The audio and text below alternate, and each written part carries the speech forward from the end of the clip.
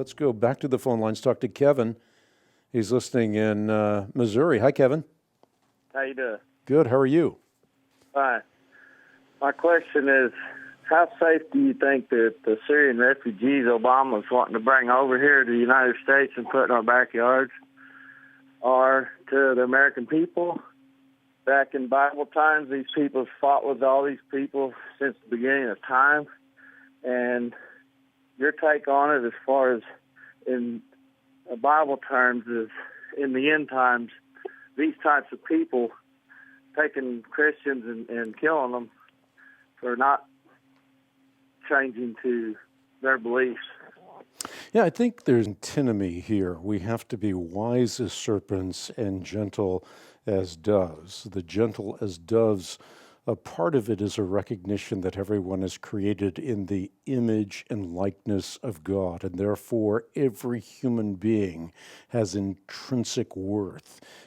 That's something that as Christians we have to take seriously. But the wise as serpents part of it is to be discerning, and that's the point in the metaphor. We have to be discerning, and therefore we must do what we do with our eyes wide open, and one only needs to look to Europe to see what happens when you're indiscriminate in your immigration policies. So there has to be great wisdom there. So when Obama says that it is offensive to focus on Syrian Christian refugees and to admit Christian Syrians and not Muslims, that is shameful and un-American, I think that is short-sighted. In other words, that has to be looked at in a far more nuanced way than simply saying shameful, un-American. This is not clear thinking.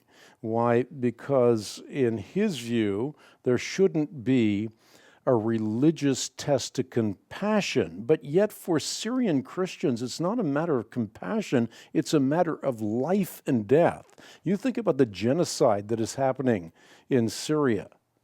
Of 1.1 million Syrian Christians, and these statistics are a bit old, but they're in my mind. It may be far different now than it was a few weeks ago.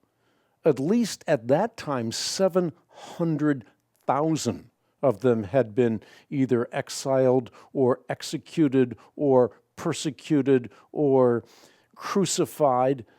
Some of the kids sold as sex slaves. So what is really important is to recognize that the U.S. may not impose a religious test, but ISIL most certainly does. And Syrian Christians have been routinely marked for extermination, their women and children sold into slavery. So Christians are being enslaved, they're being exiled, they're being tortured, they're being crucified, and in the last few years, this has continued to be a problem that has exacerbated. And thus, I think we should give real compassionate consideration to those Christian Syrians that have been exiled.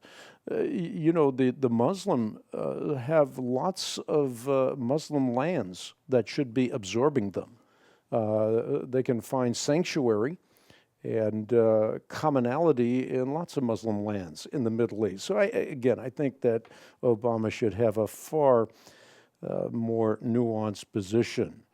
But again, Christians view all of humanity as created in the image and likeness of God, and they're called to view realities on the ground with eyes wide open, and all you have to do is look to Europe and you immediately see the problem.